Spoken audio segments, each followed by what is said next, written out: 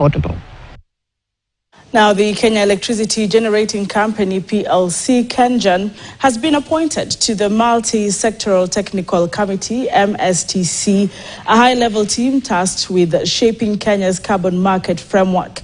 The three-year appointment was announced by the Cabinet Secretary for Environment, Climate Change and Forestry, Honorable Aden Duale, through a Gazette notice.